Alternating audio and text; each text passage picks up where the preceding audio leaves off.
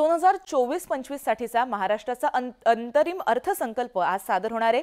अजित पवार आज विधानसभेमध्ये हा अर्थसंकल्प मांडणार आहेत। अंतरिम अर्थसंकल्पात मोठ्या घोषणांची शक्यता या पार्श्वभूमीवर वर्तवली जाते। अजित पवार नेमक्या काय घोषणा करणार याकडे आपलं लक्ष असणार आहे। याकडे सगळ्यांचंच अर्थात लक्ष वेधलेलं आहे।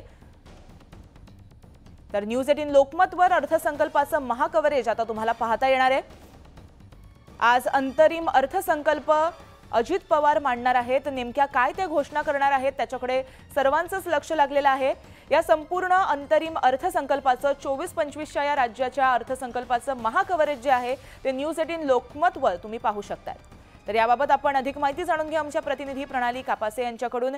प्रणाली, आज अर्थसंकल्प मांडला जाणार आहे, मोठमोठ्या घोषणा होण्याची शक्यता वर्तवली जाते, काय अपडेट?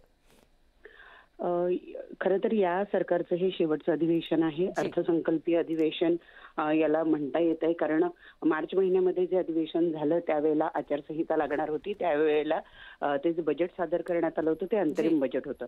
यावेळेला सुद्धा केवळ 2-3 महिन्यासाठी हे बजेट सादर केलं जाणार आहे, कारण 3 महिन्यातच विधानसभा निवडणुका लागणार आहे। अशा वेळेला साधारणपणे प्रघात असा असतो की बऱ्याच मोठमोठ्या घोषणा केल्या जातात, कारण अवघ्या 2 किंवा 3 महिन्यासाठी हा अर्थसंकल्प असतो आणि त्यानंतर नवीन जे सरकार येतं ते नवा अर्थसंकल्प सादर करतं।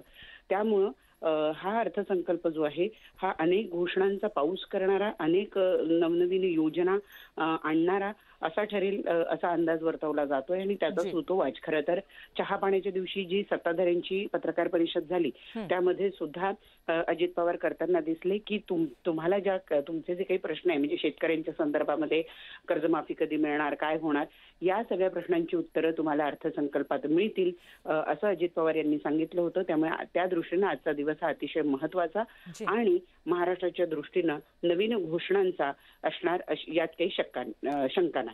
जी, नक्कीच महाराष्ट्राच्या दृष्टीने आजचा दिवस हा महत्त्वाचा आहे। धन्यवाद तुम्ही दिलेल्या माहितीसाठी।